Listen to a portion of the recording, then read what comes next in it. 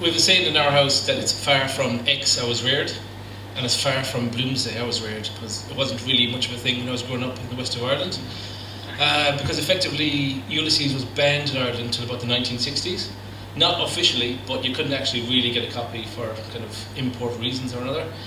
But I suppose just kind of a quick history for anybody who hasn't read the book. It's set in Dublin on the 16th of June 1904, which was an auspicious day for Joyce because it was about 1 week after he met Nora Barnacle for the first time. And he asked her out for a date and she said yeah, and they went off to the beach a week after on the 16th of June. And she said yes to something else possibly as well that night. And if anybody's doing a reading from Molly Bloom later on, it might actually pop up in that speech as well. But it was a pretty big day in Joyce's life, I guess. So when he wrote the book years later, he decided to set on this day because it was very important for him in his history. And he wrote it, I think, when he was travelling around Europe. He sort of gave up on Ireland around about probably the same time as well, because a few things happened in his life. His mother had died and his dad was an alcoholic.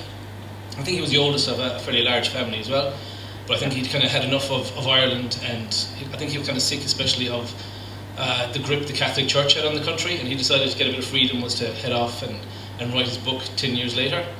So there's a bit of probably kind of anti-Catholic bashing in there, which is a bit strange because his family were very religious, and he had a sister who was a nun in the South Island for 55 years or something like that, I think, down the west coast. So actually it was one of the things I found out this week, didn't really realise before. But yeah, so he had a New Zealand connection as well. He kind of wrote to her fairly often.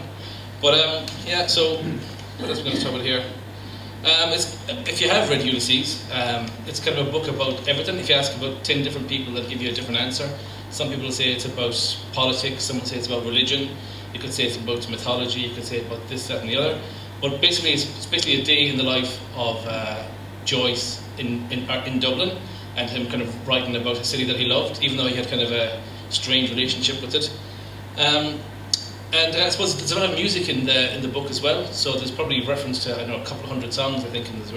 It's I can't remember how many pages there is in the copy that we've got down here, but there's references to hundreds of songs, and I think Desiree found a playlist somewhere along the way that had a huge amount of songs on there, like probably about a day's worth of music. There's classical, there's rebel songs, there's this, that and the other in there.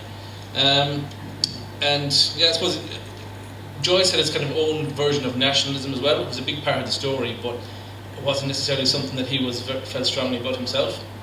And he kind of said that through his characters. And it's kind of interesting as well that there's a lot of anti-Semitism or talk about kind of treatment of Jews in the book at a time kind of between the wars. Interesting what happened kind of later on with World War II. That, you know, Leopold Bloom is the son of Hungarian Jews, so it's kind of an interest in putting that in the story as well. So his character is kind of an outsider like Joyce was himself. He's not really kind of pro-nationalist and he's not really anti, he's not pro-British, he's somewhere in between. So there's kind of some interesting stuff like that in the book. Kind of personally for me, I read Ulysses, I think it was 2005. I was in Dublin Airport, getting a flight to Auckland for the first time, just kind of heading off away from Ireland. So it's kind of a bit of a Joyce kind of connection as well, of not necessarily for the same reasons, but, you know, leaving Ireland behind and kind of heading off to new adventures. And there's probably some connection, or loose connection, with Kitty O'Shea's as well, where I met Louise in Wellington that year, because Kitty O'Shea, of course, was the love interest of Parnell, and Parnell's downfall was kind of a big part in Joyce's life because his dad was a big Parnell follower, and when the news of his affair came out, Parnell was destroyed, and basically Ireland turned on him as much as kind of England did. So, you know, when that happened, Parnell's dad kind of turned into an alcoholic, which was another reason for, after his mother died, that he kind of left the country. And the book starts as well with Joyce feeling sorry about his mother's death and his father's alcoholism or whatever. And he talks about a real event that happened in Dublin where somebody fired a gun and shot a saucepan or something above his head. And he said, right, that's enough, I'm out of here, I'm going to feck off, I'm going to leave Dublin. And that was kind of his cue to get out of there.